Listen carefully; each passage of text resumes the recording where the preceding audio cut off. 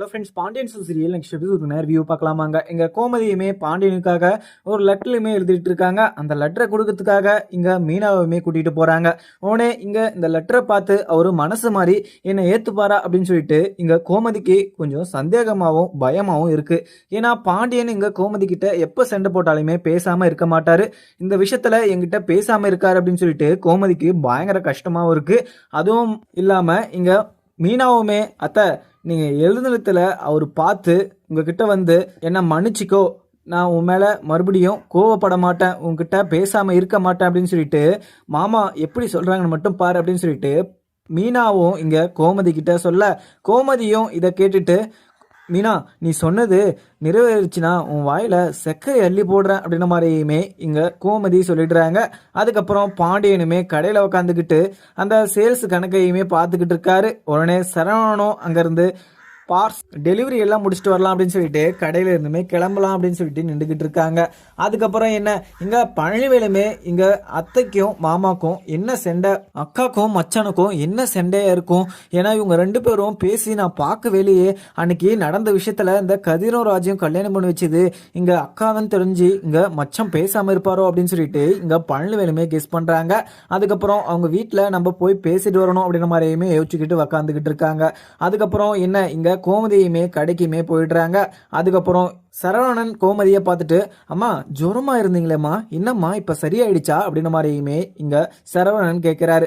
சரவணன் கேட்டதும் இங்க கோமதியும் அதெல்லாம் சரியாயிடுச்சுடா, எனக்கு இது ரொம்ப தலைவலி இருந்துச்சு, இப்ப எனக்கு சரியாயிடுச்சு அப்படின்னு சொல்லிட்டு முழிச்சுக்கிட்டு இருக்காங்க.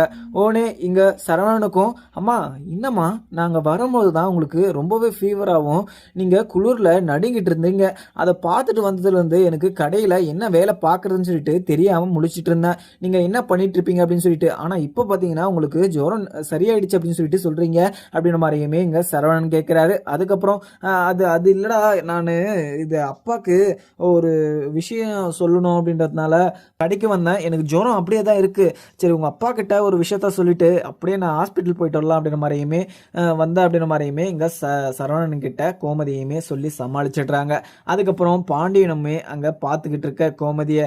உடனே கோமதியும் எங்க நான் வேணும் அந்த மாதிரி ஒரு தப்பை பண்ணல, அவங்க நல்லா இருக்கட்டும், அதே மாதிரி எங்க அண்ணங்களோட குடும்பத்துல எந்த ஒரு பிரச்சனையுமே வரக்கூடாது அப்படின்னு சொல்லிட்டு தான் நான் இந்த மாதிரி முடிவை எடுத்து அங்க ராஜிக்கும் கதிருக்கும் கல்யாணம் பண்ணி வச்சேன், நான் எந்த ஒரு தப்பான ஒரு நோக்கத்திலையுமே இதை நான் பண்ணி வைக்கல அப்படின்ற மாதிரியுமே இங்க கோமதி வந்து பாண்டியன் சொல்லிட்டு நான் எதுக்காக அந்த மாதிரி ஒரு விஷயத்த பண்ணேன்னு சொல்லிட்டு இந்த லெட்டர் மூலியமா நான் எழுதியிருக்கேன், நீங்க இதை படிச்சு பார்த்தாருன்னா என்னோட மனசை நீங்க புரிஞ்சுக்கோங்க. நீங்க எப்போ சண்டை போட்டாலுமே என்கிட்ட பேசாம இருந்ததில்லை, ஆனா நீங்க பேசாம இருந்தனாலலாம் எனக்கு வருஷங்கணக்கு போற மாதிரியே இருக்கு. நீங்க என்கிட்ட பேசாம மட்டும் இருக்காதீங்க, ஏமா எவ்வளவு கோவமாலையும் இருங்க, ஆனா என்கிட்ட பேசாம இருக்காதீங்க அப்படின்ற மாதிரியுமே இங்க கோமதி அந்த லெட்டரையுமே கொடுத்துடுறாங்க. பாண்டியன் அந்த லெட்டரை வாங்கி பிரிச்சு பார்க்காம கோமதியவே கோவமா பார்த்துக்கிட்டு இருக்காங்க. அங்கேயுமே ஒரு கஸ்டமரும் வராங்க. வந்ததும் இது என்ன எனக்கு ஒரு 2 முட்டை வேணும் அப்படின்ற மாதிரியுமே கேட்குறாங்க. உடனே பாண்டியன் அந்த முட்டையுமே எடுத்து கோமதி கொடுத்த அந்த பேப்பர்ல மடிச்சியுமே அந்த பொண்ணுகிட்ட கொடுத்துடுறாங்க. இதை பார்த்த கோமதிக்கு கொஞ்சம் வருத்தமா இருக்கு. உடனே அங்க கடையை விட்டு ஓடியுமே கிளம்பிடுறாங்க. உடனே இங்க சரவணனும் அம்மா எங்கம்மா போறீங்க, நில்லுங்கம்மா அப்படின்ற மாதிரியுமே கூப்பிடுறாங்க. இங்க கோமதியும் இருடா நான் வர, எனக்கு முக்கியமான வேலை இருக்கு, நான் எவ்வளவு கஷ்டப்பட்டு அதுல பேப்பர்ல கஷ்டப்பட்டு எழுதிட்டு வந்தா உங்க அப்பா முட்டையை மடிச்சு கொடுத்தமிக்கிறாரு அப்படின்னு சொல்லிட்டு அங்க இருந்து கிளம்பிடுறாங்க. உடனே மீனாவும் இங்க கோமதி ஓடுறத பார்த்துட்டு அத்தை எங்க ஓடுறீங்க அப்படின்ற மாதிரியுமே பின்னாடியே துரத்திக்கிட்டு போறாங்க. அதுக்கப்புறம் அந்த லெட்டரை அவர்கிட்ட கொடுத்தேன், அந்த லெட்டர்ல முட்டையை மடிச்சு கொடுக்குறாரு. அவருக்கு நான் எப்படி சொல்லி தான் புரிய வைக்கிறது அப்படின்னு சொல்லிட்டு அவங்க கோமதியுமே மீனா கிட்ட சொல்றாங்க.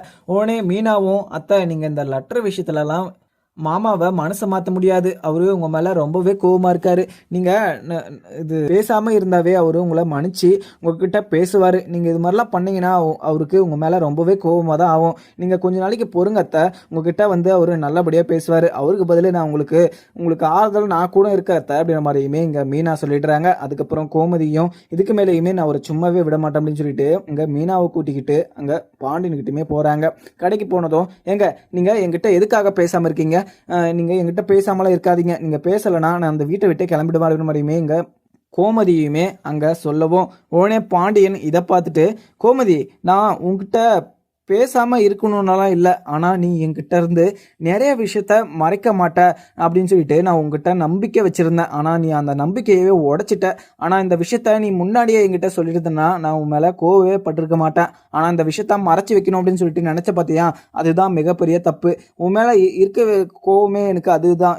உன்னை மன்னிக்கணும், உங்ககிட்ட பேசணும் அப்படின்னு சொல்லிட்டு எனக்கும் ஆசை தான். ஆனால் நீ பண்ண தப்புக்கு என்னோட ஈகோ உங்ககிட்ட பேச வேணாம் அப்படின்னு சொல்லிட்டு இடிக்குது அப்படின்னு மாதிரியுமே இங்கே பாண்டியன் சொல்லிடுறாரு. அதுக்கப்புறம் நீங்கள் என்ன மன்னிச்சுக்கோங்க, என்ன உங்கள் காலில் கூட விழுந்துக்கிறேன் அப்படின்னு சொல்லிட்டு கோமதியுமே அவங்க காலையுமே விழுந்துடுறாங்க. உடனே இங்கே பாண்டியனும் கோமதி காலில் விழுறத பார்த்துட்டு உடனே கோமதி என்ன பண்ணிக்கிட்டு இருக்க, கடையில் இது மாதிரிலாம் பண்ணக்கூடாது, கஸ்டமர் வர டைமு, கஸ்டமர் பார்த்தாங்கன்னா என்ன பேசுவாங்க அப்படின்ற மாதிரியுமே இங்கே பாண்டியன் கோமதியை தூக்கி விட்டுறாங்க. கோமதி, இதுக்கு மேலே நான் உன் மேலே கோவமாகவும் இல்லை, நான் உங்ககிட்ட நல்லா நார்மலாக எப்பவும் பேசுகிற மாதிரி பேசுகிறேன். நீ இனிமே என்கிட்ட இது மாதிரி பொய்யை சொல்லி மறைச்சி இது வைக்காத. ஏன்னா எல்லா உண்மையும் நீ மட்டும்தான் என்கிட்ட உண்மையாக இருக்க அப்படின்ற மாதிரிலாம் நான் நினச்சிட்டு இருந்தேன். ஆனால் இந்த உலகத்திலே நீ தான் எனக்கு உண்மையாக இருக்க, நீ தான் என் மேலே பாசம் வச்சுக்கிட்டு இருக்க அப்படின்னு சொல்லிட்டு நினச்சிட்டு இருந்தேன். ஆனால் நீ அப்படி ஒரு விஷயத்த பண்ணதை மறைச்சி வச்சு பார்த்தியா, அதுதான் எனக்கு மிகப்பெரிய கஷ்டமாக இருக்குது. நான் உங்ககிட்ட எப்பவும் போல் பேசுவேன், ஆனால் இப்போல்லாம் பேசுகிறதுக்கே உங்ககிட்ட பிடிக்கவே மாட்டேது. ஏன்னா நம்மளுக்குள்ள எந்த ஒரு சண்டை சச்சரவுமே இல்லை, ஆனால் நீ மறைச்சி வச்சுறது தான் பிரச்சனையாக இங்கே நிற்கிது அப்படின்னு மாதிரியுமே உங்ககிட்ட நான் எப்போவுமே சண்டை போட மாட்டேன் கோமதி. நீ என் காலெல்லாம் விழணும்னு அவசியமே கிடையாது. நீ எனக்காக எவ்வளோ பண்ணியிருக்க. ஆனால் இந்த விஷயம் நீ உன் பையன் நல்லா இருக்கட்டும் அப்படின்னு சொல்லிட்டு பண்ணியோ, இல்லை உங்கள் அண்ணா குடும்பம் அசிங்கப்படக்கூடாது அப்படின்றதுனால நீ பண்ணியோ எனக்கு தெரியாது. ஆனால் இனிமே நீ இது மாதிரி ஒரு விஷயத்த நீ என்கிட்ட மறைக்கவே கூடாது கோமதி அப்படின்ற மாதிரியுமே கோமதியை மன்னிச்சு இங்கே பாண்டியனுமே ஏற்றுக்கிறாங்க. இதை பார்த்த இங்கே மீனாவும் ரொம்பவே சந்தோஷமாகவும் நின்றுக்கிட்டு இருக்காங்க.